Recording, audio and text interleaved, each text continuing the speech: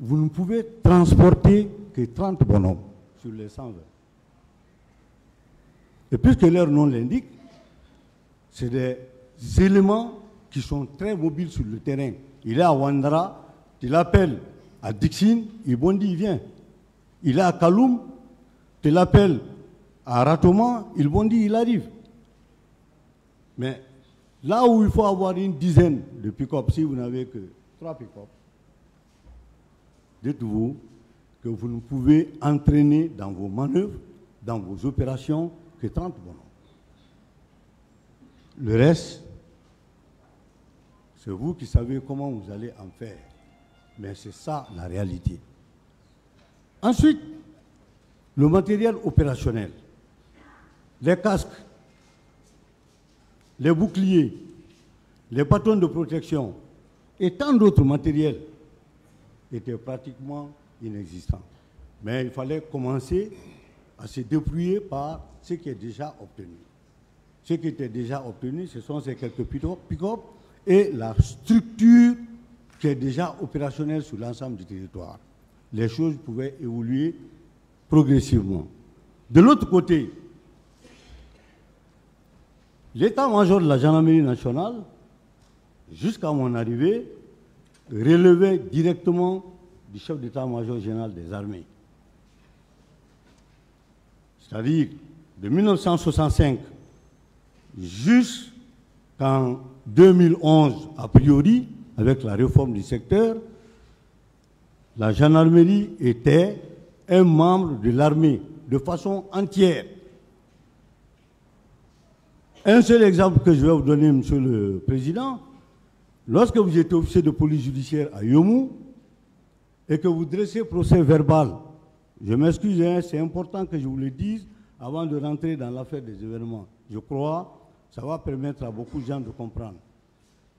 Un officier de police judiciaire qui fait un procès verbal à Yomou, le procès verbal ne sera traduit devant le procureur que lorsque une copie est arrivée chez le chef d'état-major général des armées.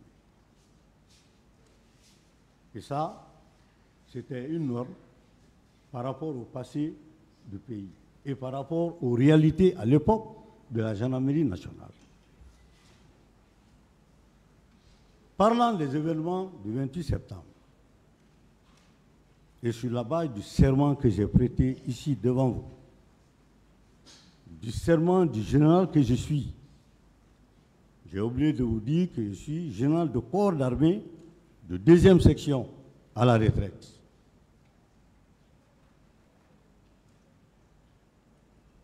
Deux semaines avant le 28 septembre 2009,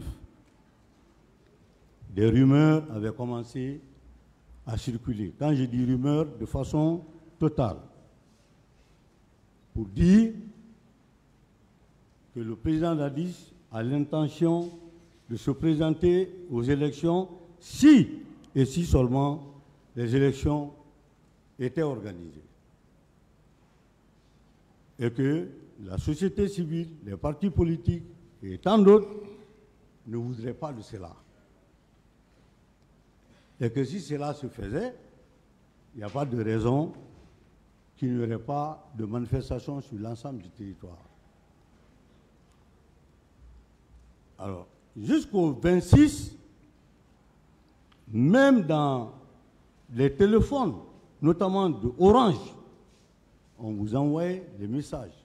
Vous avez un numéro Orange, vous trouvez le 28 septembre, il y a marche, vaille que vaille. Pas de solution parce que la junte veut se présenter candidat. Moi, personnellement, le 27, j'ai reçu un appel du chef d'état-major général des armées en personne.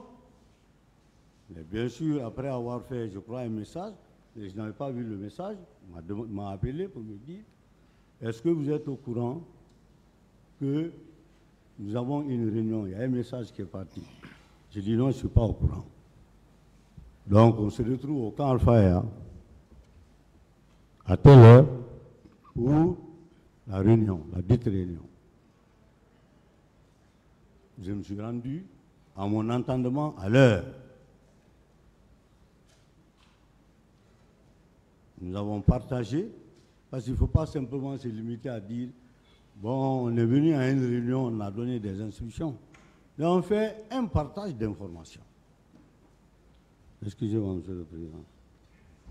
Ça fait longtemps que je ne parle pas à haute voix.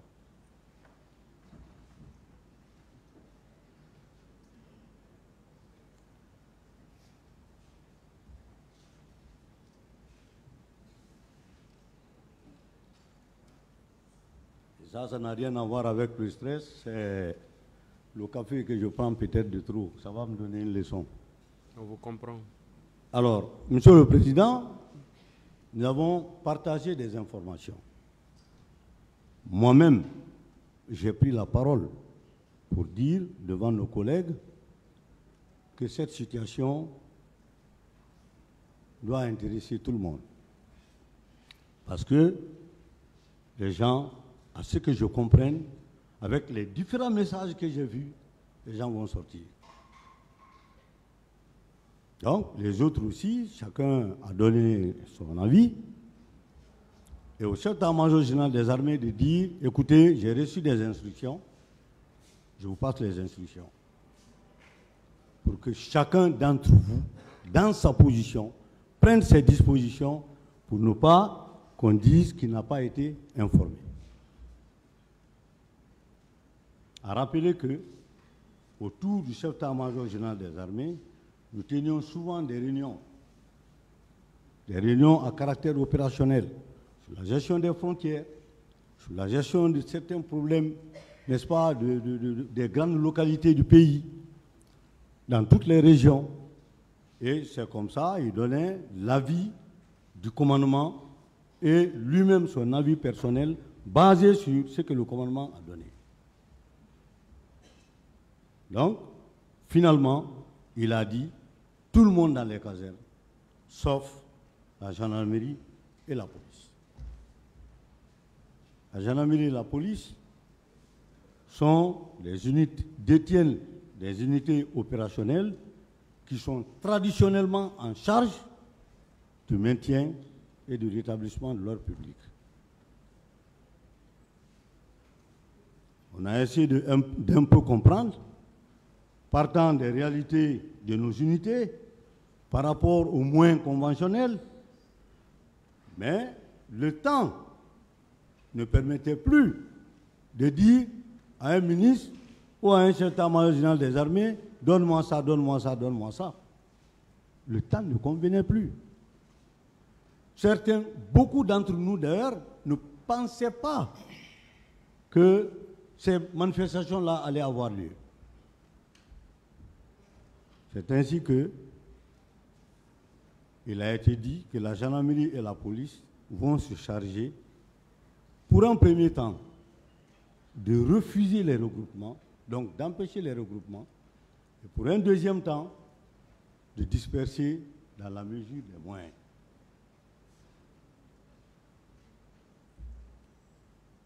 J'ai quitté les lieux avec ces instructions et je me suis retrouvé à l'état-major de la gendarmerie. Je reviens pour dire que l'état-major de la gendarmerie relevait expressément de l'état-major général des armées. Si aujourd'hui on dit haut commandant, haut commandement, c'est au bénéfice des réformes. Parce qu'on s'était rendu compte qu'il y a beaucoup de choses qui faisaient passer la gendarmerie sous la coupe directe de l'armée, mais qui n'amenaient pas le chef d'état-major ou le haut commandant de la gendarmerie de prendre des dispositions idoines. Parce que se sentant coincé, alors que la gendarmerie est un corps transversal. Pour faire le maintien d'ordre, s'il faut demander le chef d'état-major général des armées, qui s'occupe de la défense opérationnelle du territoire, pendant que le ministre de l'administration du territoire et ses démembrements existent, les gouverneurs, les préfets, les maires, les sous-préfets, etc., etc. Ça, c'est venu après. Mais en ce moment-là, vous n'avez rien à faire si le chef d'état-major général des armées n'est pas informé. Ça, c'est une réalité crue qu'il faut assumer. Donc, j'arrive, je monte ce qu'on appelle un PC, un poste de commandement, au niveau de l'état-major. le poste de commandement s'est retrouvé en même temps que la salle de réunion du chef d'état-major. Et puisqu'il y a une crise qui est annoncée, il faut fermer la salle de réunion et ouvrir dans la même salle le poste de commandement. Le poste de commandement, pourquoi le poste de commandement? Parce que un chef d'état-major qui s'assoit dans son bureau, qui dit « toi va là, toi va là, toi va là, toi va là », a moins de chances que ses ordres soient mieux exécutés. En ce sens que mieux vaut l'adhésion consciente des chefs qui sont sur le terrain, des troupes qu'ils commandent, que de les amener à des obligations fortuites, ne tenant pas compte de leur réalité. Donc on a choisi un certain nombre, dans la région spéciale de Conakry, d'officiers accrédités pour venir monter ce poste. Premier rôle pour le poste, c'était de concevoir un plan d'opération conformément aux instructions reçues. Parce que le plan d'opération, on ne peut pas le monter en dehors des instructions que les chefs ont données. Sinon, en ce moment, vous faites ce que vous voulez. Ce qui a été fait. Lorsqu'on a fini avec le plan d'opération, on a réuni tous les chefs de Conakry. Les 6 escadrons, leurs commandants adjoints et chargés d'opération, les 3 escadrons départementaux, leurs commandants adjoints et chefs d'opération. Tous se sont retrouvés dans les environs de 16h, 17h, n'est-ce pas, à l'état-major. Sous ma responsabilité, nous avons établi un plan que nous avions appelé le plan d'opération. Ce plan d'opération a consisté à donner la situation générale du pays, ensuite la situation particulière du 27 qui tend vers le 28. Et conséquemment, on a décidé de dégager tous les moyens humains que nous avions. C'est pourquoi nous avons mis sur place 2 dispositifs distincts, mais qui se croisent à des endroits. Le dispositif des escadrons départementaux, qui sont des unités en charge de la police administrative et des fois de la police judiciaire, sans compter du renseignement. Donc ces gens ne peuvent pas réellement opérer lorsqu'on jette des cailloux ou lorsqu'on frappe sur un gendarme. Ils n'ont pas de possibilité sans que les escadrons ne les apportent secours. Par contre, ils peuvent dissuader. Donc, ceux-ci, on les a mis en position statique. Vous, là, cette zone, je ne sais pas si on vous a montré le plan d'opération. Le plan d'opération a été versé au dossier lorsque j'étais devant le juge instructeur. Je ne sais pas maintenant si ça continue à évoluer, mais ce plan d'opération, il datait du 27 septembre 2009. Donc, position statique pour les escadrons départementaux qui ne peuvent pas aller loin. Parce qu'à date, un escadron départemental a 150 bonhommes, mais pour un pick-up. Donc, même s'ils doivent faire une patrouille légère dans leur rayon, ils ne feront la patrouille légère qu'avec maximum 10 bonhommes.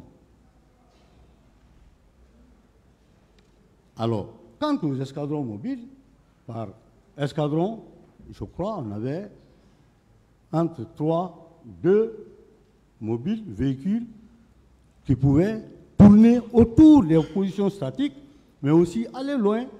S'ils apprennent, on les appelle pour dire qu'il y a un regroupement quelque part, aller loin pour aller disperser. Ce dispositif, Monsieur le Président, a été effectivement monté sur l'ensemble des 5 communes. Le 28 septembre, à 5 h du matin, tout le monde était en place. Moi-même, je suis sorti, je suis parti vérifier, parce que, 1, j'avais un personnel ancien vieillissant, 2, j'avais un personnel jeune tout neufs qui n'avaient pas encore reçu toutes les formations requises. Parmi ces jeunes, vous avez beaucoup d'entre eux qui sont autour de vous actuellement. Il y a même, je crois, certains qui sont capitaines, commandants, etc. Parce que la formation, on n'a pas blagué avec. Mais en ce moment-là, le 28 septembre, très sincèrement, il fallait que je sorte avec une équipe, 2 véhicules, mon véhicule de commandement et un véhicule d'opération, pour aller voir les positions. On est parti jusque vers Dubrika, jusque vers Koya, pour voir si réellement les commandants d'unité ont fait sortir les gens. Je me suis rendu compte que les gens sont effectivement sortis. Et j'étais dans les positions. C'est quand j'ai quitté, on a commencé à nous appeler pour dire « Ah, il y a ceci, il y a cela, machin, ça ne va pas ». Donc, je suis venu au niveau de l'escadron de Hamdallah. Je viens trouver un déferlement de l'axe, disons, Koza, Bambetou, Hamdallah, au rond-point. Un autre déferlement de l'axe Koneboui, Hamdallah. Et un troisième déferlement de l'axe, comment on appelle ça, Taouya, Hamdallah.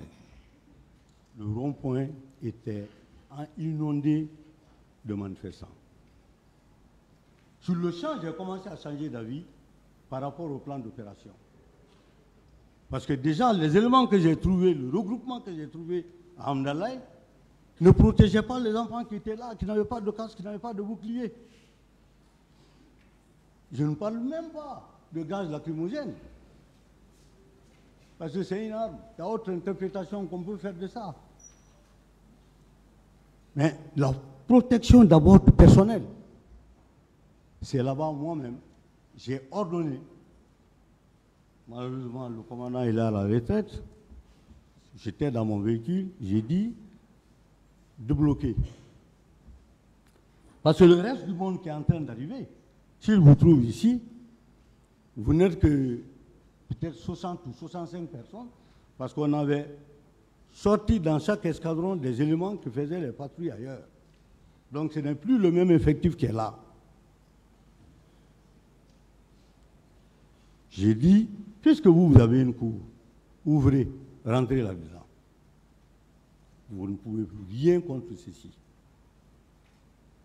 Et je me demande quel est le personnel que je dispose ailleurs, que je vais, n'est-ce pas, enlever, pour utiliser les termes vraiment très simples, le dispositif que je vais enlever pour que l'on vienne vous renforcer ici.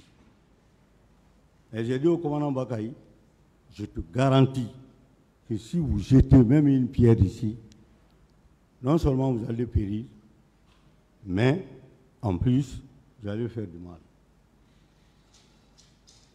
Parce qu'il n'y a pas de raison que quand les gens se bousculent, qu'il n'y ait pas blessé à plus forte raison des morts. Ce qui a été fait devant moi, on a fait rentrer le personnel à l'intérieur de la cour de l'escadron. On me signale, s'il vous plaît, oui. Excusez-moi, on me signale qu'on ne vous entend pas bien. Ah. Voilà, les techniciens, ce n'est pas votre faute. Hein. Pourtant, je parle fort, hein. Oui. C'est le micro, ce n'est pas vous. Mais attendez. C'est ça, là. Mais orientez un peu alors sur ma bouche. Voilà.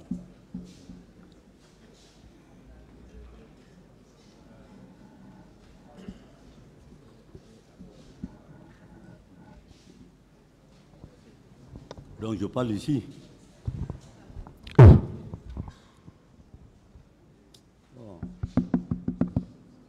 Le président est district. Allez-y. Donc, en définitive, excusez-moi d'être un peu long, parce que les choses telles qu'elles se sont présentées, si je ne les explique pas comme ça, je ne vais pas être à l'aise. Allez-y. Bien. Donc, conséquemment, ceux-ci ont fermé devant moi. Et les gens ont continué à venir. Moi-même, j'ai continué devant, où je suis venu trouver que la devanture du stade est déjà déboulonnée. Il y avait un dispositif consistant qui était là, qui était commandé par le commandant du groupement. C'est vrai que ce n'est pas des moublots, c'est-à-dire des gens qui sont habiles dans l'intervention, mais c'était l'une des figures de proue de la gendarmerie guinéenne. Et certainement, beaucoup d'anciens avocats et autres ont dû entendre parler. Le colonel Koch était le commandant du groupement. Entre parenthèses, il y a groupement départemental, il y a groupement mobile. Donc lui, il était groupement départemental, chargé de concevoir les ordres et les données en matière de police administrative ou de police judiciaire. Mais puisque c'est lui qui commandait tout Conakry, il fallait qu'il soit sur les lieux. Donc j'ai demandé, quand je suis arrivé, j'ai garé quelque chose de 3 ou 4 minutes, j'ai demandé, on m'a dit, le centre des opérations a ordonné que tout le monde replie au niveau de Donka. J'ai continué mon chemin, je suis venu jusque là, j'ai trouvé le personnel qui était déployé là, à ce niveau. Et j'ai demandé comment ça s'est passé. Ils ont dit qu'ils ont fait des charges pour un premier temps pour disperser, mais au fur et à mesure qu'ils chargeaient, au fur et à mesure, la foule devenait encore plus nombreuse. Donc, finalement, les policiers ont été les premiers à replier. Et comme ils ont compris qu'il y avait de la violence qui faisait naissance, or j'avais dit, on n'en découpe pas sans matériel conventionnel avec la population. Ça, jusque-là où je suis arrêté, je suis mordicus là-dessus. Vous êtes une force de maintien d'ordre public, requis par l'État, mais vous jugez de la force proportionnée. Lorsque c'est une manifestation, vous trouvez que les organisateurs ont outrepassé, mais la justice est là pour régler le problème. Ce n'est pas à vous de régler ce problème-là. C'est ainsi que j'ai continué jusqu'à l'état-major. J'ai demandé le centre des opérations et ils ont dit, monsieur le chef d'état-major, plusieurs positions sont déboulonnées. Ils ont cité des positions par-ci par-là, moi je ne peux pas vous citer tout ça. Par contre, il y a d'autres positions qui continuent à tenir et j'ai dit, donnez les instructions, que personne ne quitte sa position. Si on vient pour vous frapper, esquivez, mais vous restez dans votre position. Parce qu'on a dit dans le plan d'opération, lever les dispositifs en fin de mission. Donc ça se négocie même pas. C'est ce qui s'est fait. Finalement, pendant que j'étais en train de discuter au centre des opérations, il y a l'officier de garnison qui monte sur le chef d'état-major. Venez vite. On a envoyé des gens qui sont blessés. J'ai dit ce qu'il dit, j'ai reconnu Jean-Marie. Il dit, Jean-Marie, il est blessé, il est là. Il dit, il n'est pas seul, il y a d'autres. Il dit, alors descendons. On descend, je viens les trouver à Langue. Sidia, Jean-Marie, Moutar Diallo et Lucien Fall. Jean-Marie qui me connaissait un peu, et que je connaissais aussi en tant que doyen, il dit, Sidia, mon frère, tu peux rire maintenant, on est sauvés. J'ai dit, mais vous venez d'où? Jean-Marie a dit, on était au stade. Il dit, c'est là-bas où ça vous est arrivé? Il dit, oui. J'ai dit, d'accord. Pour le moment, comme je vois le sang, levez-vous. Dr Nyakoy était là, qui était le médecin-chef de la gendarmerie. On avait une infirmerie au niveau du PM2, dès que vous sortez de l'état-major, juste en face du ministère de l'administration du territoire. Le PM2 était là, avec cette infirmerie. C'est là-bas on les a envoyés pour les soigner. En fin de soins, le médecin a dit à l'officier que j'avais désigné que si on ne les enlève pas ici, malgré qu'ils ont reçu certains soins, mais ce n'est pas bon.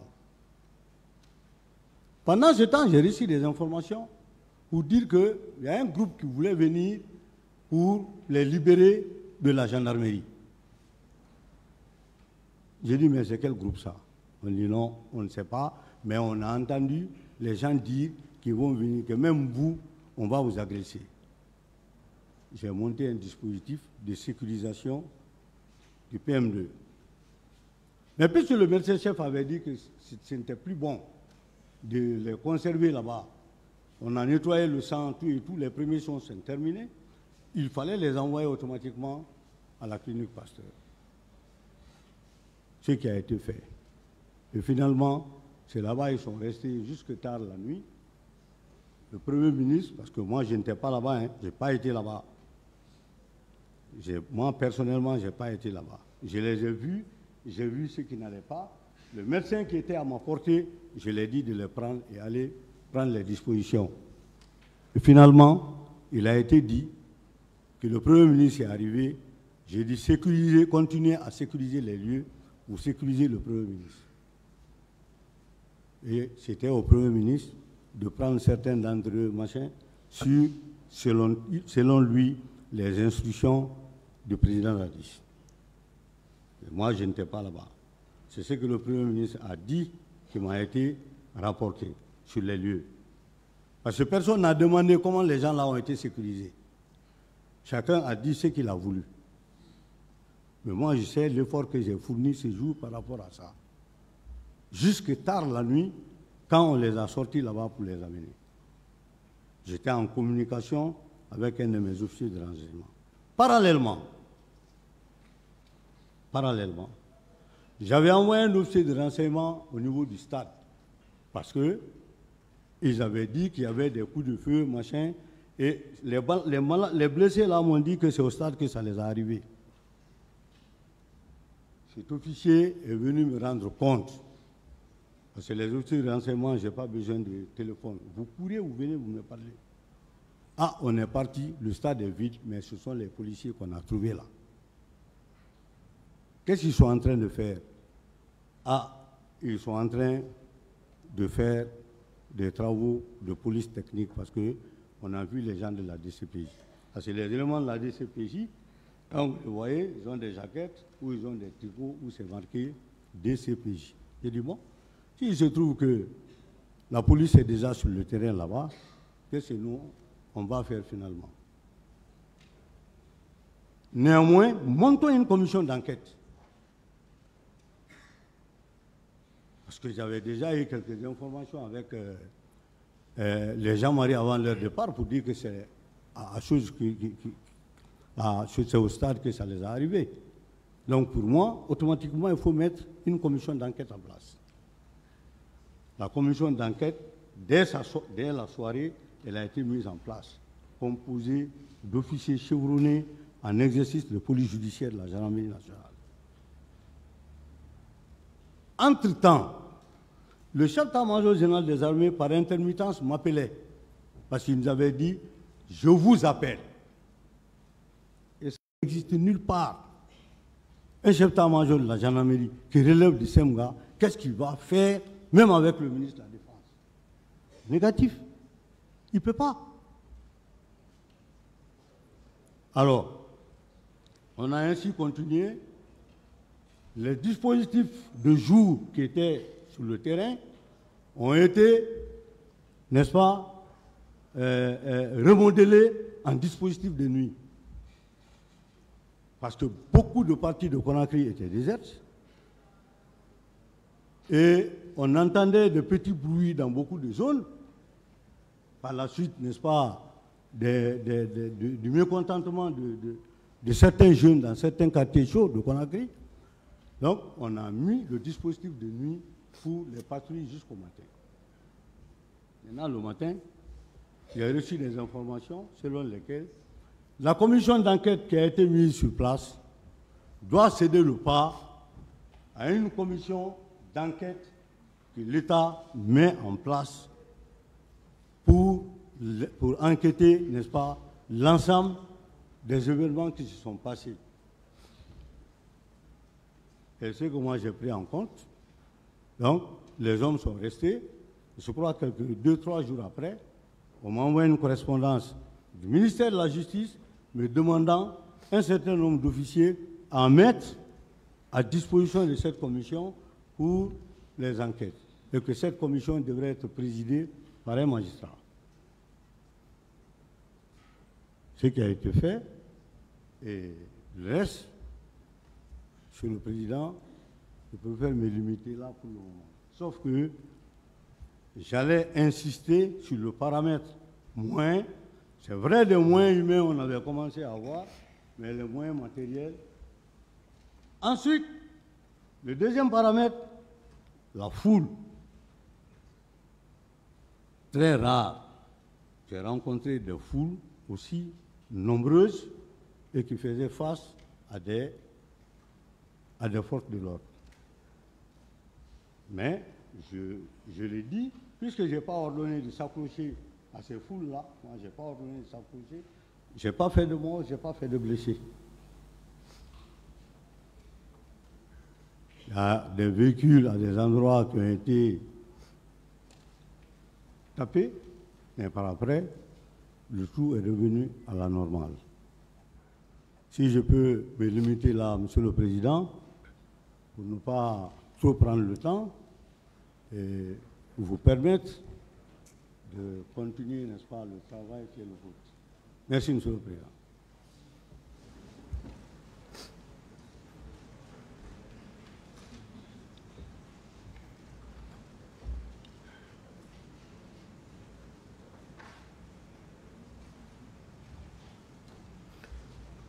Le 27 septembre 2009, vous avez été convié à l'état-major général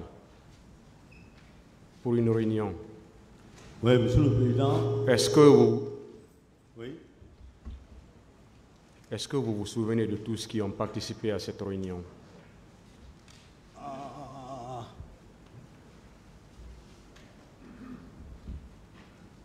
Je me rappelle du chef d'état-major général des armées.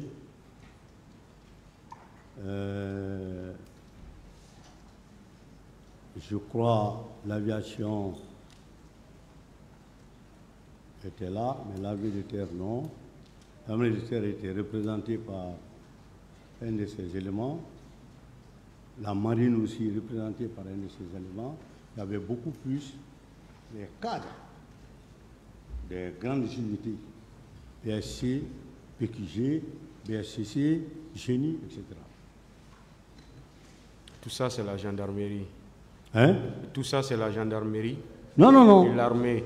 Est-ce que les tout corps ça, et les paramilitaires, la police étaient représentés? Bon, la police, je ne crois pas trop, je ne me rappelle pas trop. Est-ce que le colonel Mara était là? Parce que c'est lui qui participait souvent au compte de la police, étant en uniforme, au niveau des réunions que nous tenions. Vous ne vous souvenez pas? Le colonel Mara, est-ce qu'il n'était pas là? Je crois qu'il devait être là. Vous croyez où il était là? Hein? Vous croyez ou bien il était là? Non. Je dis, je crois qu'il était là, puisque ça fait beaucoup de temps. Vous devez dire les choses avec exactitude. Oui, oui, je vous l'ai dit avec exactitude. Je crois qu'il était là. Il était là. Vous croyez toujours? Le colonel Mara, il était là. C'est lui pas qui... le DGPN. Lui, je ne l'ai pas vu là-bas. DGPN, qu'est-ce que ça veut dire? Le directeur général de la police, qui vient de quitter ici tout à l'heure. Voilà. Le directeur général de la police. Le lendemain, le 28, ouais. Au moment de la manifestation, ouais. Vous dites que vous avez sillonné Conakry, ouais. Dubreka et Koya faisant partie. Ouais. Et finalement, vous vous êtes retrouvé au stade. Oui. Il était quelle heure? Ah non, non. Ça... Je suis venu au moment où tout était déboulonné, les gens étaient rentrés à l'intérieur. C'est le constat que j'ai fait. Je n'ai même pas fait 3 minutes. C'est le constat que j'ai fait. J'ai dit, bon, si c'est déjà déboulonné, le dispositif, je demande où il se trouve. On dit que non, ils sont tous au niveau de... J'ai continué. Vous n'avez vu aucun agent sur l'esplanade du stade? Si j'ai vu aucun agent, oui. Il y avait des agents là-bas. Mais, monsieur le Président, moi, je n'ai pas pris mon temps là-bas. Hein. Je cherchais le colonel qui était chargé de... Parce que là-bas, ce n'est pas mon milieu. En toute sincérité, vous ne pouvez pas dire à quelqu'un, va t'installer là-bas, faire tel travail, après tu viens, tu fais le travail à sa place. Dans l'armée, ça ne se fait pas. Et après, vous avez dit ici que vous avez mis en place une commission d'enquête. Oui. Quel a été le résultat? C'est ce que je vous expliquais tout à l'heure. Permettez-moi de reprendre autrement. Dès le soir. Tout simplement le résultat. Le résultat, on nous a empêchés finalement d'évoluer dans ce qu'on a voulu entreprendre. Quand est-ce que vous avez mis cette commission en place? C'est le même jour. Le même jour. Et quand est-ce qu'on vous a dit d'arrêter, de ne plus continuer? Ça a commencé le lendemain. Parce que moi, j'ai commencé mes contacts d'abord avec le procureur général à l'époque, par le biais du commandant du groupement.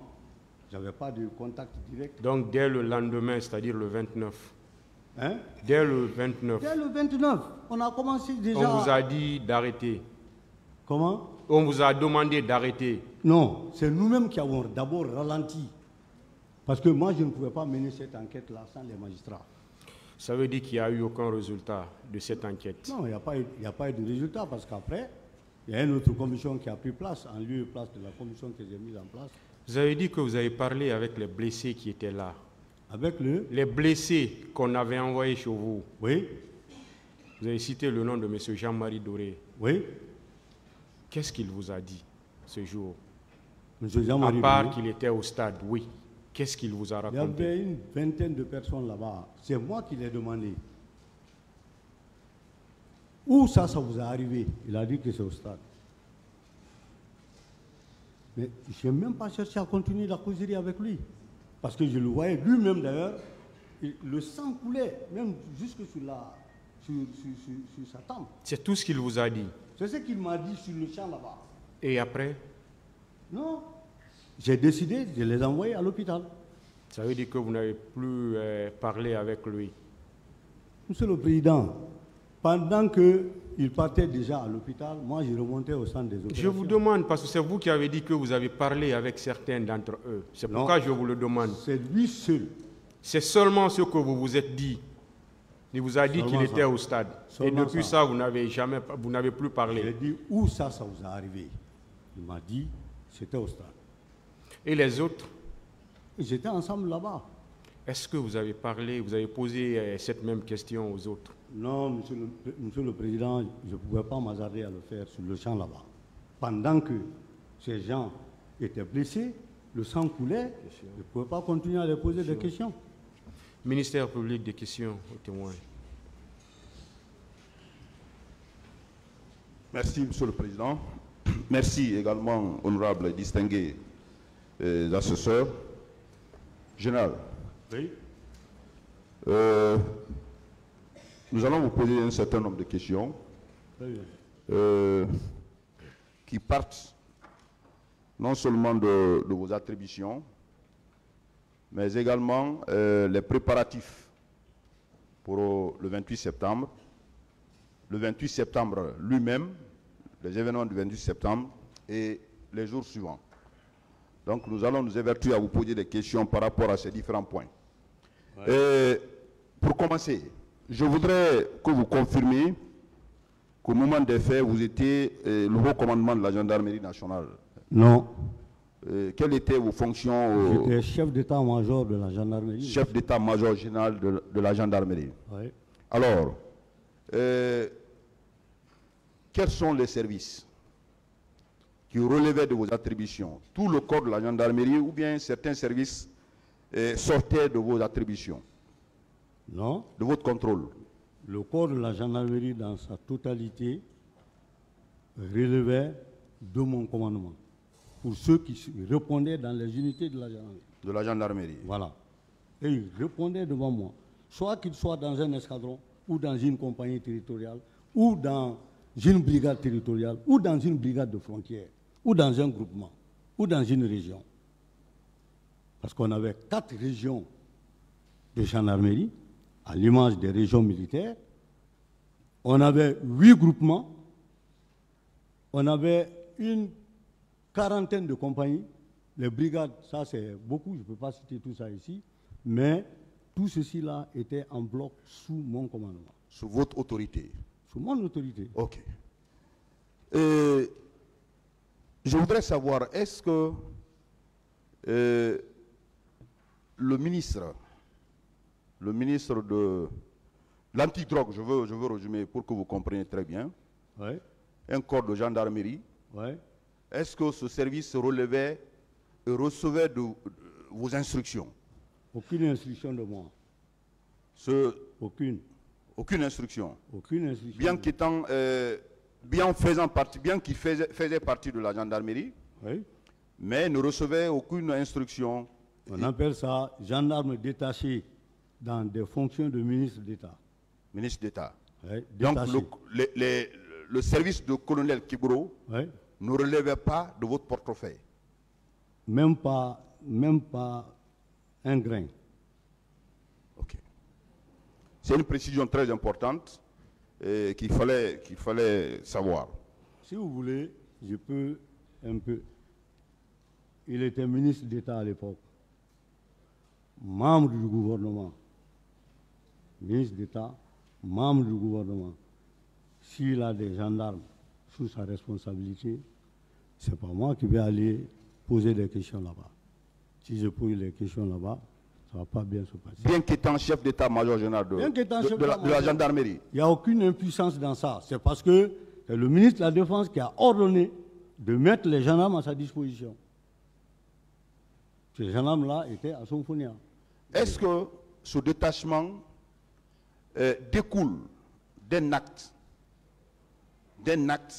de l'autorité, ou bien c'est les faits, ça vient comme ça? C'est un acte, ça découle d'un acte de l'autorité? Je ne sais pas s'il y a un acte ou s'il n'y a pas un acte. Le ministre de la Défense nationale, comprenez, monsieur le procureur, nous sommes des militaires. Quand le ministre de la Défense nationale dit laissez-le prendre les gens, on n'a plus rien à dire. Ok. Alors je vais revenir sur les préparatifs des événements du 28 septembre. Oui. Vous confirmez que vous avez été appelé à une réunion. Oui. Une réunion qui a regroupé les différents services qui devraient intervenir le 28 septembre. Est-ce que vous pouvez nous dire clairement quelles sont les autorités militaires avec exactitude qui ont pris part à cette réunion de crise, Ce que je viens de dire à Monsieur le Président, avec votre permission, Monsieur le Procureur, le chef d'état-major général des armées m'a convié. Je suis venu trouver certains et d'autres m'ont y trouvé. Mais ce que je peux dire clairement, le chef d'état-major de l'armée de terre, à mon avis, n'y était pas. Je pose des phrases comme ça, ce n'est pas par faiblesse, hein, c'est parce que ça a pris trop de temps. J'ai un peu de problèmes à pouvoir répertorier les choses aujourd'hui. Le chef d'état-major de la marine, le chef d'état-major de l'armée de terre, à mon entendement, n'y était pas. Parce que, simplement, j'étais à l'habit. Ce n'est pas maintenant si j'étais débrouillé pour venir après, mais à la réunion, non. Par contre, il y avait le commandant du BQG, le bataillon de quartier général, il y avait le commandant, n'est-ce pas, de BSC, le bataillon spécial de Conakry, qui sont tous des unités de l'armée de terre, mais aussi les autres unités, à savoir Kankamaen, le génie militaire, etc. Et j'étais là, présent. Parce que les instructions qu'il a données, je le répète, vous qui êtes là, commandant d'unité, toutes vos unités doivent être casiées dans les unités, casernées au vrai sens du mot, avec les faisceaux, la gendarmerie et la police sur le terrain. C'est comme ça qu'on s'est séparés. Mais toutes ces unités-là étaient là-bas. Mon problème, c'est avec le chef d'état-major de l'armée de terre, de la marine et le directeur général de la police. Mais je crois Le directeur général de la police a été représenté par son adjoint à l'époque qui était plus mobile que lui. D'accord. Quelle a été la consigne? La consigne qui a été donnée à l'issue de cette réunion? Casernement. La consigne générale, oui. Casernement de tous les corps dans leur unité au faisceau. Gendarmerie, police sur le terrain pour le maintien de l'ordre. Okay. Alors je vais revenir sur le 28 septembre proprement dit. Ouais. Confirmez-vous que vous étiez sorti après avoir, au retour de cette réunion, vous avez, comme vous l'avez dit dans vos termes, vous avez ouvert le poste, et le commandement plutôt, où vous avez répercuté les instructions que vous avez reçues. Et le matin très tôt, les hommes déjà étaient en place. Oui, monsieur le procureur. Les différents escadrons étaient déjà en place, oui, le 28 septembre. Oui. Et vous-même, vous avez pris le soin de sortir. À quelle heure, je voudrais savoir, vous êtes sorti pour contrôler effectivement est-ce que les hommes sont en place? Là, vous allez me faire du mal parce que ce jour-là, très sincèrement, je ne me faisais pas le devoir de regarder les montres. Je vous ai dit que j'avais un problème très sérieux. Premièrement, des jeunes recrues, nouvellement reversés dans les escadrons, en charge du maintien et du rétablissement de l'ordre public, dont les formations n'étaient même pas terminées, avec des anciens, disons, à la limite de la force. Quand vous ne suivez pas ça comme votre œil, ça peut se casser en un endroit. Donc ça, et regardez l'heure, il est quelle heure, machin, franchement, je ne veux pas... Alors, arrivé au niveau de l'esplanade, oui. Oui ou non, vous avez constaté la présence d'un dispositif de la gendarmerie? Quand vous êtes arrivé, vous avez trouvé... Non, j'ai trouvé 3 ou 4 officiers sur la route, à l'angle. J'ai dit, mais où sont les gens? Ah, mon général, on nous a malmenés ici, tout le monde est de l'autre côté. Et il m'a même précisé, il dit, je vous jure, les gens sortaient des marchés, les gens sortaient des quartiers pour venir. Donc, même les dispositifs déjà qui sont sur le terrain ont des problèmes, à plus forte raison, ceux qui venaient des quartiers. Il précise, beaucoup sont venus descendre des Mabana à la devanture ici. Et des taxis. Beaucoup. Donc, je l'ai dit, alors, tu regagnes là-bas. S'ils sont là-bas, regagne là-bas. Parce que déjà, l'objectif pour lequel je les avais déployés là, c'était de former un barrage d'arrêt fixe et fermé pour empêcher qu'on ne déboulonne le portail principal. Mais dès lors que le portail principal est déboulonné, il fallait tirer les conséquences. Nous sommes dans un état de droit. Donc vous n'avez trouvé aucun dispositif de la gendarmerie?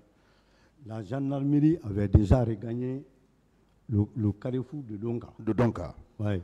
Et en ce moment, est-ce que vous avez trouvé que les manifestants étaient déjà dans l'enceinte du stade? C'est ce que je vous dis. Ils étaient déjà dans l'enceinte du stade. Ils étaient déjà là-dedans. Est-ce que vous avez constaté sur l'esplanade la présence des éléments de l'antidrogue au moment précis à l'esplanade? Puisqu'il a été dit, vous savez pourquoi je pose cette question? Non. Il a été dit ici que les éléments de la gendarmerie, les éléments de l'antidrogue de colonel Tebro n'ont pas eu accès à l'intérieur du stade. Est-ce que, au moment où vous venez, vous, à l'esplanade, le dispositif de l'antidrogue était présent?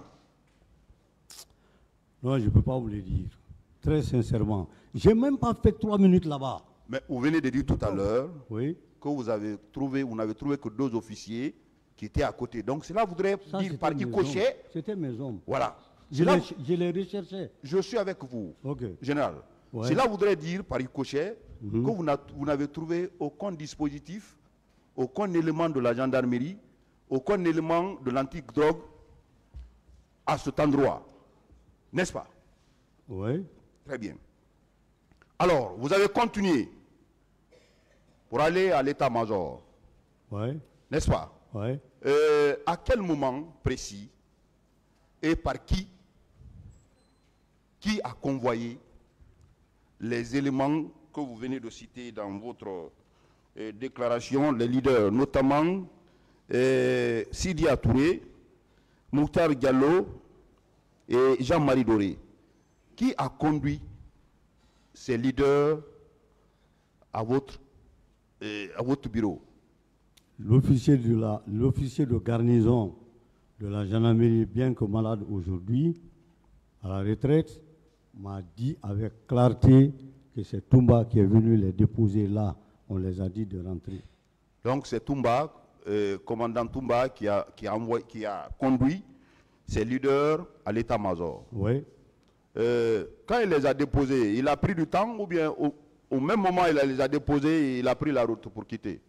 L'officier de garnison est monté. Je crois que c'est le secrétaire général ou mon agent à l'époque qui l'a dit. Monte rapidement, tu informes le chef d'état-major. Il n'a qu'à venir, c'est urgent parce que le sang coule. Donc, je suis venu en courant des escaliers, trouver qu'ils les ont déjà fait rentrer. J'ai dit à la garnison, quand j'ai fini de m'entretenir avec M. Jean-Marie, j'ai tourné par là-bas et j'étais déjà parti. J'ai dit à la garnison, qui les a envoyés ici? Il a dit, c'est l'aide du camp du président qui les a envoyés ici. J'ai dit, quelle aide de camp? Il a dit, Toumba. C'est comme ça qu'il m'a parlé. Ok, vous n'avez pas vu Toumba? Non, je ne l'ai pas vu. Vous ne l'avez pas vu? Non, non. Très bien. Alors, vous étant toujours à l'état-major, oui. Dans votre déclaration tout à l'heure, vous avez parlé que si on n'enlevait pas ces leaders à l'état-major, vous venez de dire que vous avez appris que les gens sont prêts pour venir vous agresser et les faire sortir, les extirper à ces lieux. Ouais. Vous avez tenu cette information de qui? Mes officiers de renseignement. Les officiers de renseignement. Oui. Et qui devraient venir pour les libérer à ces lieux? Non, non, non. Ils ont dit qu'il y a des gens, selon leurs sources, qui voudraient venir prendre des éléments là, dans nos mains là-bas, et que moi-même, je suis ciblé par rapport à ça. C'est en ce moment que j'ai pris les dispositions. Mais on ne m'a pas donné de nom. Très sincèrement. Vous confirmez que c'est à l'état-major, les premiers soins ont été administrés à ces leaders? L'infirmerie de la gendarmerie nationale, pour ceux qui connaissent à l'époque le PM2, il y a une école primaire et une infirmerie à l'intérieur. C'est là-bas qu'on les a amenés pour les traiter.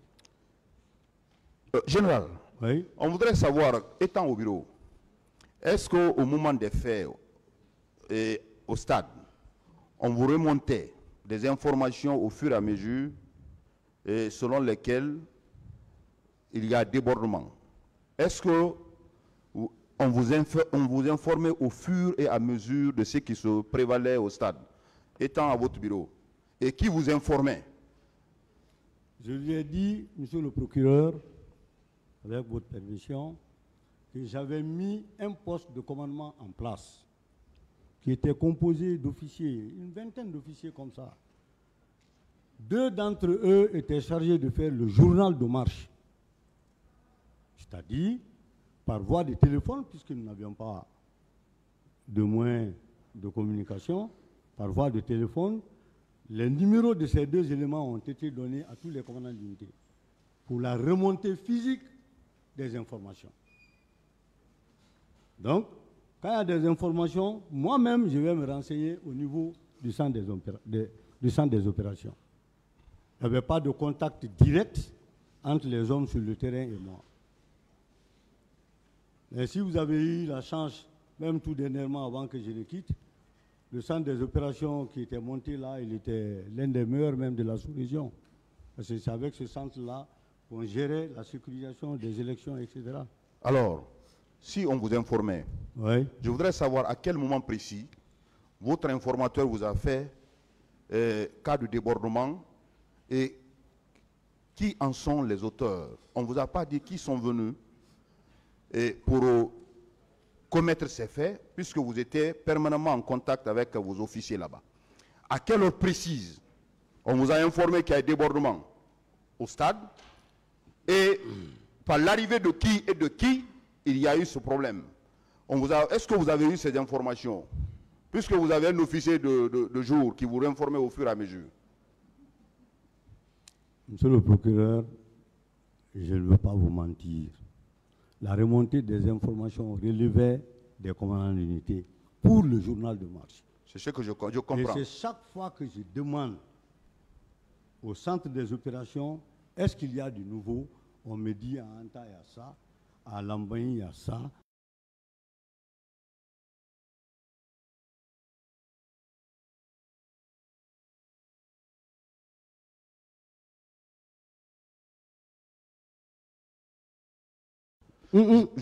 L'informateur du stade a quitté le haut commandement pour y aller. Je voudrais savoir, est-ce que vous étiez informé en temps réel de ce qui se passait au stade? Je ne crois pas. Pour vous dire non, parce que mes hommes qui étaient là, qui avaient la lourde responsabilité d'empêcher que quelqu'un rentre dans le stade, puisque c'était interdit, ce dispositif était déboulonné. Donc, les gens ont été, comment je peux appeler ça, chercher des lieux. Mais moi, je peux bien expliquer ça. Ils n'ont pas fui.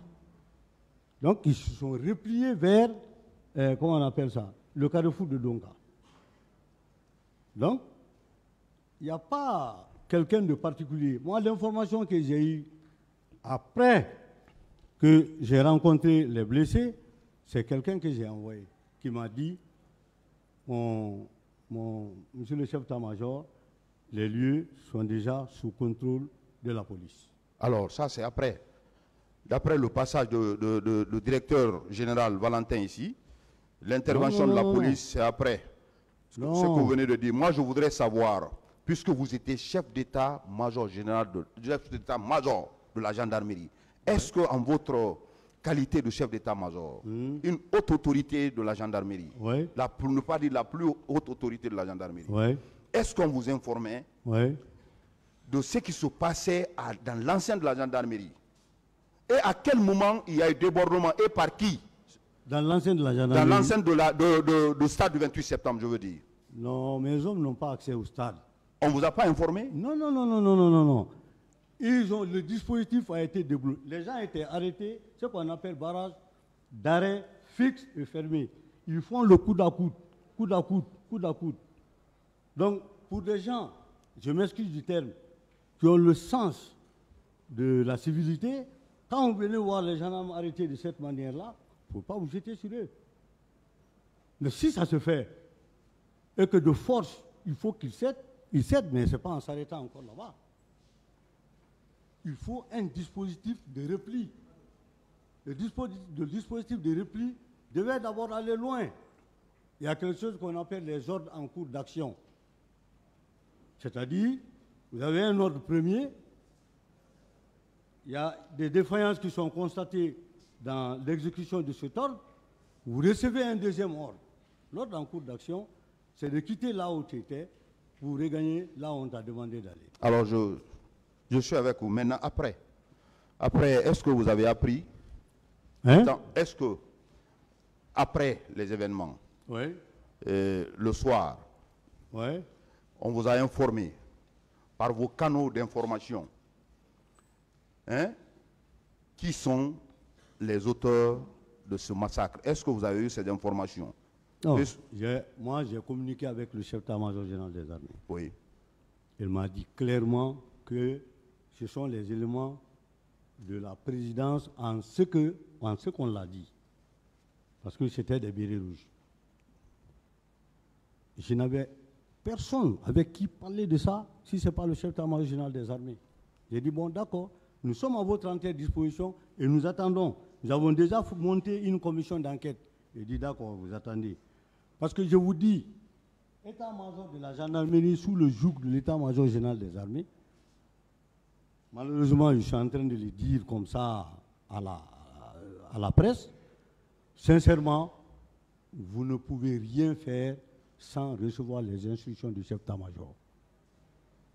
Pendant que vous, commandant de la gendarmerie, détaché, vous avez la possibilité de manœuvrer suivant les injonctions des magistrats, des préfets, des maires, etc., etc. Mais avec le SEMGA, vous ne pouvez pas. Donc on peut conclure que vous avez eu cette information du chef d'état-major général des armées lui-même pour dire que c'est les éléments de la garde présidentielle qui sont intervenus, qui ont commis ce massacre. Il dit, j'ai été informé que ce sont les bérets rouges du camp Al-Faya, mais précisément ceux de la présidence. Très bien. Ça, on a parlé. Alors, tout à l'heure, le président vous a posé une question selon laquelle est-ce que vous-même, vous avez mis en place une commission d'enquête pour interpeller et déférer devant les autorités judiciaires les personnes qui étaient soupçonnées être proches de cette affaire. Est-ce que vous avez mis cette commission au lendemain même des événements du 28 septembre? Est-ce que si vous avez mis cette commission, vous avez pu interpeller certains éléments? Monsieur le procureur, il pouvait sembler inutile ce genre d'effort, se lever pour aller interpeller. Il fallait d'abord mettre la commission en place, informer le procureur d'instance qu'il vous en donne son accord, discuter avec les chefs militaires. On ne se lève pas comme ça pour aller dans un camp prendre un militaire. Bien que la gendarmerie soit en charge de l'exercice de la police judiciaire militaire, mais ça ne se fait pas. Vous le faites, quelle que soit l'information que vous avez, si ce n'est pas dans la flagrance, vous le faites en connivence avec ses chefs. Alors, je voudrais savoir, que savez-vous? Je sais pourquoi je pose cette question. Oui. Que savez-vous de l'interpellation de deux éléments de la garde présidentielle et qui ont été conduits au PM3, si j'ai bonne souvenance, déclaration faite devant ce tribunal par commandant Toumba Diakité, et où il était parti intervenir pour les faire libérer. Que savez-vous, étant chef d'état-major général de la gendarmerie? Où ça? Il a parlé dans ses déclarations de l'interpellation de deux de ces éléments qui ont été conduits au PM3. Ouais. Ce qui l'a conduit lui-même à aller les sortir et les conduire, les envoyer au camp Koundara, actuel camp Makambo. Que savez-vous de l'interpellation? Monsieur le Président, je vous prie. Est-ce que vous connaissez? Excusez-moi. Je vous prie très sincèrement de demander à cet auguste tribunal de m'épargner des informations liées au 3 décembre. Non, c'est pas le 3. S'il vous plaît, monsieur le procureur, on n'a pas compris, on n'a pas entendu. Des événements du 3 décembre 2009. Parce que moi, quand on dit que Toumba est parti libéré à la gendarmerie, il l'a fait à ma connaissance qu'une seule fois. Et ça, c'était le 3 décembre. Parler de ça m'oblige à parler de l'ensemble de la... Non, je ne parlerai pas du 3 décembre. C'est vrai, voilà, c'est vrai, on va rester dans le cadre de ce qui s'est passé le 28 septembre. D'accord. Monsieur le procureur. Moi, si Toumba est parti libéré... C'est bon, s'il vous plaît. D'accord. Alors, général, il a été révélé à ces différentes audiences qu'on a tenues ici que le camp de Kaléa, c'est un camp d'instruction réservé à la gendarmerie. Est-ce que vous confirmez cela devant ce tribunal? Oui. Est-ce que l'autorité d'encadrement du camp Kaléa relevait de votre autorité? Les instructeurs relevaient de votre autorité? Monsieur le Président, aujourd'hui, permettez-moi de faire une brève historique de cette affaire de Kaléa. C'est extrêmement important parce que chacun dit Kaléa. Personne ne vous parle réellement de Kaléa. Kaléa, au demeurant, ça ne va pas prendre plus de 2 minutes, hein, au demeurant, était une cité des réfugiés léonins. Des réfugiés léonais pendant toute la guerre. Toute la bande de la Sierra Leone en contact avec la Guinée, C'est là-bas où les réfugiés venaient, n'est-ce pas, se regrouper. Officiellement connu par le HCR. À un moment donné, ces gens ont progressivement libéré les lieux. Entre-temps, c'était au moment où, je crois, le Premier ministre Kouyaté, parce que moi je n'étais pas là, j'étais aux Nations Unies en Haïti, il a été décidé de recruter des jeunes gendarmes, puisque le corps était vieillissant, il risquait de sombrer. Donc on a recruté, première école, Somphonia, qui est connue de tout le monde, la deuxième école devait être Kalea. Le ministre, à l'époque, le général Conté, par son directeur de cabinet, a pris un arrêté pour dire que désormais, Kalea revient dans le portefeuille de la gendarmerie. Lorsque moi je suis arrivé, chef d'état-major de la gendarmerie, j'ai trouvé que ces élèves de 2008 étaient encore là. J'ai posé la doléance aux autorités, à l'époque, pour dire « j'ai plus besoin que ceci-là continue ». Il y a des formations continues qu'on va les donner plus tard, mais j'ai incessamment besoin de mettre 10 escadrons en place. Il faut que je vide les centres. J'ai vidé les centres. Quelque temps après, ce sont les autorités militaires qui s'en ont pris de Kalea. J'ai pu retrouver Kalea que lorsque nous avons commencé la réforme en 2011 et à la demande faite par moi-même, M. Kabele est parti voir le président à l'époque et finalement ils ont libéré Kalea. Sinon c'était dans les mains des militaires. Donc je ne peux pas vous dire qu'il y avait un directeur de l'école qui était même au Maroc en formation. Quand les gens sont venus, on les a dit, ici, vous libérez. Et ça, c'est, disons, de fait, pour un SEMGA ou pour un ministre de la Défense, de vous dire, quittez tel lieu, allez-y par là-bas. C'est de fait. Mais dire que l'encadrement, c'est Paul ou c'est Pierre, dès lors que nous, on a levé les recrues, on a voulu réorganiser pour le maintien de l'ordre, parce que c'est là-bas qu'on forme les gendarmes pour le maintien de l'ordre. On a commencé à organiser, entre-temps, on nous a dit que des gens sont venus là-bas. Je suis venu voir le SEMGA, il a dit, j'ai demandé, on m'a dit de ne pas mettre le pied là-bas. Depuis lors, il n'en est plus parlé. Et même quand ils ont vidé le centre, tout le monde peut vous le dire, le général Thiam, à l'époque, chef d'état-major général des armées, ayant remplacé le général Sano, a dit que Kalea ne revient plus à la gendarmerie. J'ai sorti les documents. J'ai montré même au président de la transition. Ils ont dit, ils s'en foutent de ça. Là-bas, maintenant, c'est l'armée. C'est lorsque les réformes réelles ont commencé qu'on a repris Kalea. Et aujourd'hui, c'est vraiment une propriété de la gendarmerie. À quel moment vous avez récupéré Kalea? Moi? Oui. C'est à l'occasion de la réforme 2011. 2011. Oui. Les recrutements de 2008-2009 de Kalea, je voudrais savoir, est-ce que c'est vous qui étiez plutôt la gendarmerie qui était l'encadrement à Kalea? 2008. 2008. C'est la gendarmerie qui était l'encadrement. Directeur, gendarme, directeur des études, gendarme, les commandants de groupement à l'intérieur, gendarme, les commandants de peloton, gendarme. Et cet état de fait a cessé lorsque les militaires sont venus prendre les lieux. J'ai dit à chacun de regagner son unité. Je vous remercie, Monsieur le Président.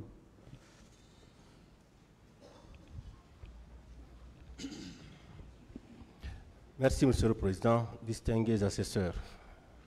Général Ibrahim Baldé. Oui, Monsieur le Procureur. Nous allons donc continuer à vous poser des questions. Et quels étaient les services de gendarmerie qui étaient déployés au stade le 28 septembre? Au stade, malheureusement, j'ai donné un plan d'opération où partout où on a mis un gendarme, on savait où il est. J'ai remis ça au juge. Oui, là où vous êtes, est-ce que vous connaissez le service qui était déployé ces jours-là exclusivement au stade? S'il vous plaît, le service principal était le commandant du groupement. Malheureusement, il est décédé, le colonel Koch. C'est son service. Maintenant, on a puisé par-ci, par-là pour venir les aider vraiment à sécuriser de façon que le portail ne soit pas déboulonné. Il était commandant de groupement. Qui est ça? Groupement. Groupement mobile. Mobile. Groupement départemental. Départemental. Voilà. Donc c'est des enquêteurs. C'est ce service qui était déployé ce jour au stade. Non, ce n'est pas lui seul. D'autres. Je ne sais pas. Allez-y, allez-y. Si vous savez, si vous ne savez pas, on peut passer. Vous savez, pour chaque position, on faisait des fonctions. Il y avait des positions même à Dixine où les hommes venaient de choses, du kilomètre 36. Il y avait des dispositions, même à Hamdallah, où les hommes venaient de choses, de Kaloum. C'est en cela on dit gendarmerie mobile. On peut retenir quand même, ces jours-là, la sécurité du stade relevait de la gendarmerie, comme il a été décidé au cours de la réunion sécuritaire. Non. Personne ne peut dire que le truc. Ce que je sais, conventionnellement, et ça c'est dans tous les pays où se trouve la gendarmerie, lorsqu'il y a des événements, de grands événements, l'intérieur des enclos est géré par la police et l'extérieur est géré par la gendarmerie. C'est pourquoi je ne me fais aucun doute que moi, je n'avais aucun élément à l'intérieur. Même aujourd'hui, si vous observez très bien, sur le procureur, il y a un match de football là, à Conakry, où il y a une grande cérémonie dans l'un des enclos. Ça peut être le stade 28 septembre ou bien ailleurs. Vous venez observer le dispositif. À l'intérieur, ce sont les policiers qui s'y trouvent. À l'extérieur, c'est la gendarmerie.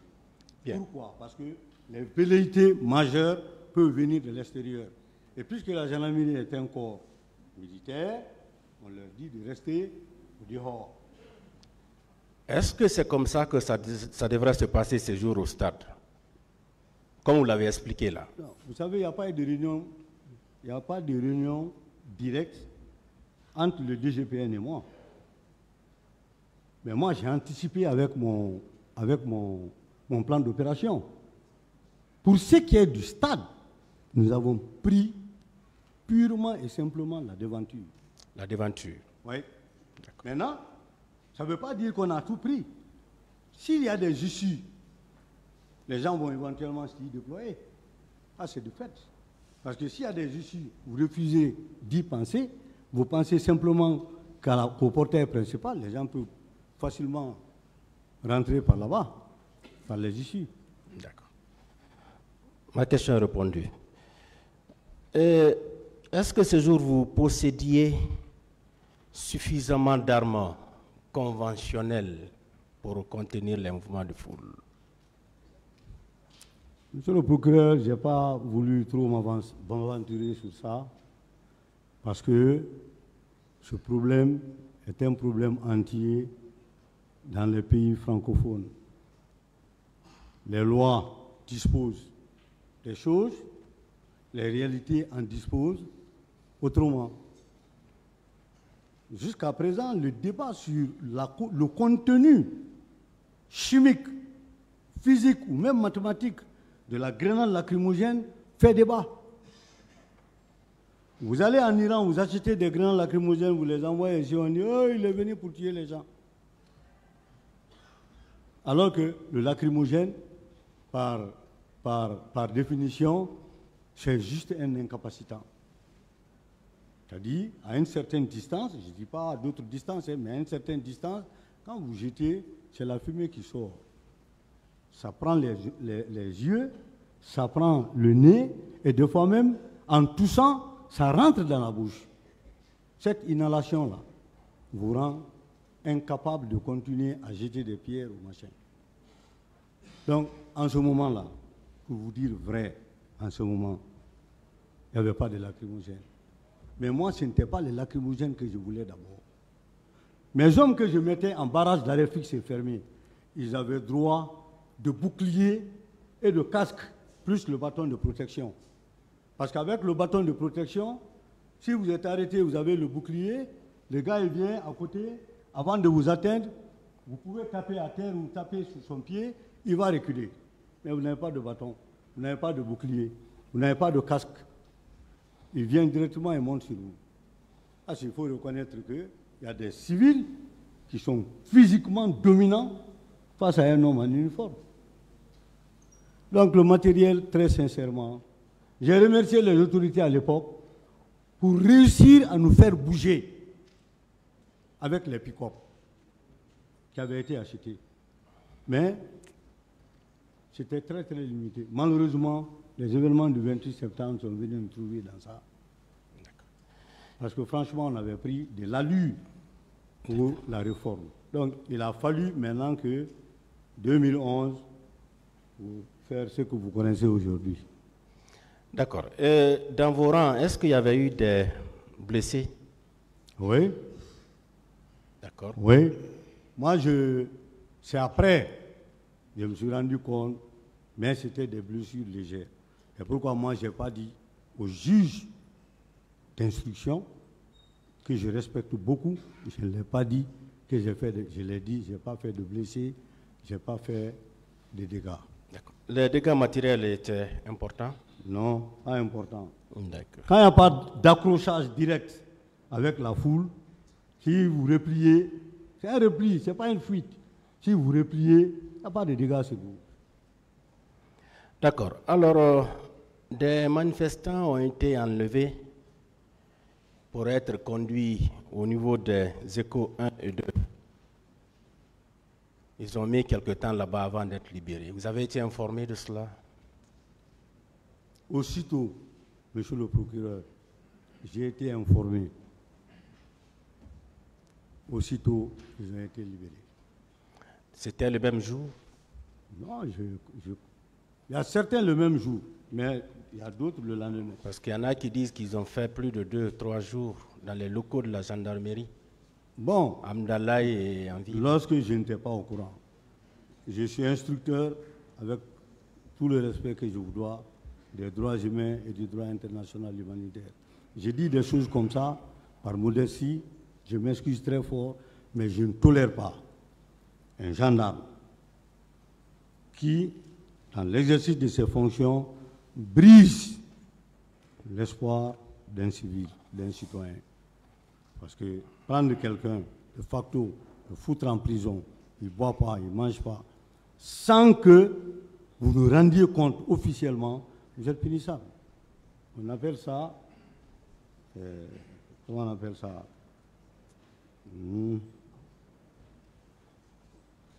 C'est un abus de pouvoir. Le gendarme a le droit d'interpeller.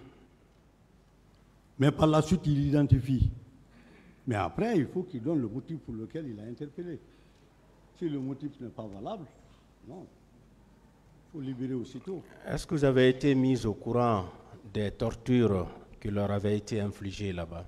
Où ça? Dans les locaux de la gendarmerie. Quelle gendarmerie? Écho 1, Écho 2. Non, je n'ai pas été mis au courant de ça. Vous n'avez pas été informé? Non, non, non, non, non. J'ai été informé de l'interpellation des gens pour diverses raisons. J'ai ordonné libérer aussitôt. Parce que moi, j'étais au centre des opérations. D'accord. Donc, toute information qui remontait, je la filtrais aussitôt. Je ne donnais pas le temps. D'accord. Est-ce que vous avez été informé de l'interpellation de Ibrahima Kamara Kalonzo? Conduit au PM3. Oui. Est-ce que le 28 septembre 2009, il était dans les locaux du PM3? Monsieur le procureur, il faut sincèrement faire venir l'officier qui était en charge du PM3 et qui gérait Kalonzo. Je crois que Kalonzo a fait l'objet de deux gestions, si je me rappelle bien. Un premier chef, dont je ne peux pas donner le nom, c'est un doyen que je respecte beaucoup, et le colonel Gabriel, qui était le dernier. Ce que je reconnais, c'est que Kalonzo a fait l'objet d'excès de détention. D'excès de rétention. Oui, le temps de détention. Je me suis déplacé moi-même. Je suis venu au PM3. Je faisais une promenade tendant à savoir qui et qui sont là. j'ai coïncidé à lui sur un petit lit. J'ai dit, ah, Kalonzo, parce que c'était un homme très actif dans l'antidrogue. Qu'est-ce que tu fais ici? Il a dit, ah, on m'a envoyé, c'est parce que j'ai détourné de l'argent ou des biens, quelque chose comme ça, j'ai oublié. J'ai dit, mais tu es là depuis combien de temps? Quand il a dit, j'ai pris ma tête. J'ai demandé aussitôt à Gabriel, j'ai demandé qui l'a fait venir et de passer par toutes les voies et moyens pour qu'il quitte. S'il ne quitte pas, je vais le libérer. Ou il quitte en le laissant se retourner dans son unité. Mais si vous savez qu'il a vraiment fait du mal, comment j'appelle ça? Il s'est mal conduit, mais la justice, le tribunal est là. Parce qu'en ce moment, on n'avait pas les tribunaux militaires. Tout ça, ça m'a donné le sens de convaincre les autorités pour mettre les tribunaux militaires en place. Et ça, grâce à vous, ça a été réalisé. Mais sincèrement, il faut le registre pour dire qu'il était là de tel moment à tel moment. S'arrêter ici fortuitement, dire qu'il était... Je reconnais qu'il a passé trop de temps là-bas. Mais après, j'ai appris qu'on l'a fait sortir, parce que j'avais un peu tapé la table avec mon officier. On l'a fait sortir, qu'on l'a affecté, sur l'instruction des autorités qu'il avait amené là-bas, qu'on l'a affecté comme officier de liaison à Chouj, à Fria. J'ai dit, mais en ce moment, il n'avait rien fait. S'il est sorti avec tout ce temps, il n'est pas allé à la sûreté ou ailleurs, c'est que je ne comprends pas. Donc, mais je ne me suis pas trop intéressé, parce que le PM3 à l'époque était un peu partagé. D'accord. Et lorsque Toumba avait déposé les leaders politiques blessés au niveau de l'état-major de la gendarmerie, est-ce que Marcel était venu à sa suite pour agresser physiquement Jean-Marie Doré? Je n'ai pas vu Marcel à l'état-major de la gendarmerie. Vous n'avez pas appris cela? Non, je ne l'ai pas vu, on ne me l'a pas rendu compte. Je vous dis, on m'a dit, mon monsieur le chef d'état-major, j'étais commandant à l'époque, vous-même, prenez vos dispositions. Parce qu'il y a des gens qui disent qu'ils vont venir les prendre. J'ai dit, ils n'ont qu'à venir les prendre, mais moi, je ne les laisse pas. Mais sincèrement, je n'ai pas vu Marcel. D'accord. Mais on vous avait quand même dit que les gens vont arriver. Vous ne saviez pas, il s'agissait de... Non. Moi, en tant qu'officier chef d'état-major, si d'abord mes officiers de renseignement, je les prends en pincette. Parce que quand le renseignement n'est pas filtré, il ne passe pas par le vrai laboratoire, il peut paraître farfelu. Et vous allez perdre des moyens et de l'énergie inutilement. Donc, ce n'est pas parce que quelqu'un est venu me dire quelque chose que je vais commencer à crier. Je leur ai demandé qui vient. Ils ont dit que c'est des pick-up qui vont venir. Je dis, ah, si c'est des pick-up qui vont venir, tout le monde n'a qu'à rester ici. Prenons les dispositions pour l'infirmerie de la gendarmerie et l'état-major. D'accord. Mais je ne l'ai pas vu. D'accord. Alors, même par curiosité, vous n'étiez pas allé voir l'intérieur du stade après les massacres? Non. Non. D'accord. Et parlez-nous un peu du colonel Blaise Goumou qui était avec vous à la gendarmerie. Ah, monsieur le président. En ce moment, ils vont m'amener à noter le colonel Blaise. Et je ne crois pas que cela puisse vous plaire si je le note. Tout ce que je sais du colonel Blaise, d'abord, je suis de la même promotion de recrutement que lui. Mais c'est moi qui l'ai préparé pour entrer à l'école des officiers. Parce qu'à l'époque, il travaillait à Amdalaï. Il était adjudant d'escadron. Un jour, je suis venu le voir. Il a dit, mais petit, qu'est-ce que tu cherches ici? Il dit, non, j'ai dit, tu arrêtes ça. Va à l'école. Viens, je te prépare, tu vas à l'école. Et effectivement, il l'a fait, il est parti à l'école. Mais quand je suis revenu de Haïti, pendant que je montais le dispositif, il a été l'un des éléments que j'ai pris, ça a crié, pour devenir commandant de l'escadron mobile numéro 3. Ça a crié. C'est parti un peu loin, je l'ai retourné. Mais rassurez-vous qu'il fait partie des hommes qui avaient été sélectionnés par voie de test pour devenir les futurs magistrats militaires. Le premier groupe, parce que maintenant il y a beaucoup de groupes. Ensuite, il a été un élément sur qui je me suis appuyé dans l'exercice de la police judiciaire au sein de la gendarmerie. Très sincèrement. Et il m'a fait satisfaction. Enfin, je l'ai utilisé comme directeur de certains stages des officiers à l'école de la gendarmerie. Bref, c'est en quelque sorte un produit à moi, techniquement et professionnellement. Maintenant, le reste, je ne sais pas. Et est-ce que vous avez cherché à savoir pourquoi ça a crié lorsque vous l'avez pris? Hein? Pourquoi ça a crié lorsque vous l'aviez pris? Non, je savais que partout où il va être vraiment un bon élément.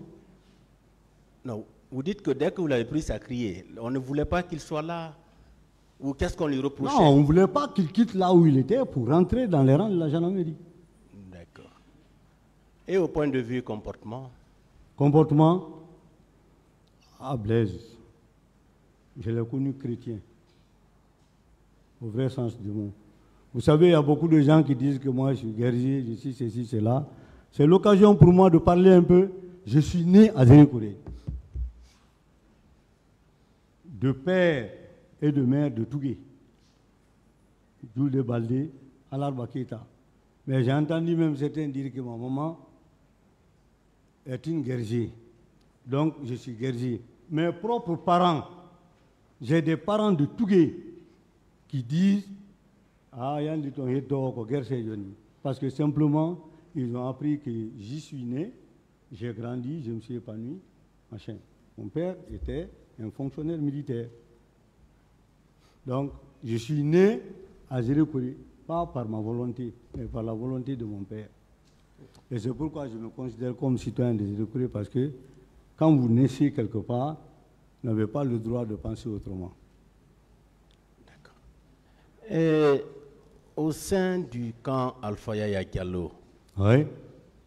Vous étiez au courant des différentes enquêtes qui se menaient là, et les gens étaient retenus par... Excusez-moi, parce que si ma commission avait travaillé, ne serait-ce qu'avec la police, on allait exiger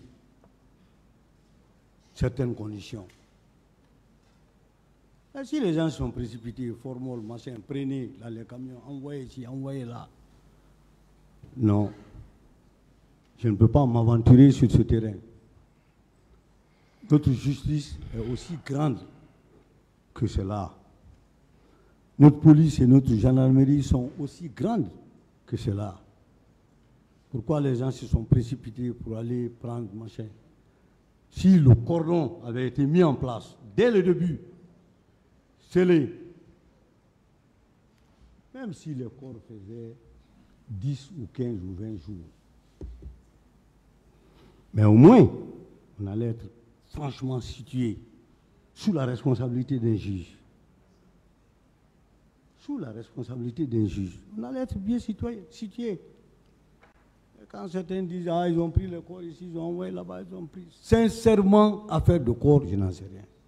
Sincèrement, monsieur le procureur. D'accord. Merci, monsieur le président. Merci, chers assesseurs. On va se limiter là aujourd'hui. Hein? On va se limiter ici aujourd'hui. D'accord, monsieur le président. Vous pouvez vous asseoir. Merci, monsieur le président.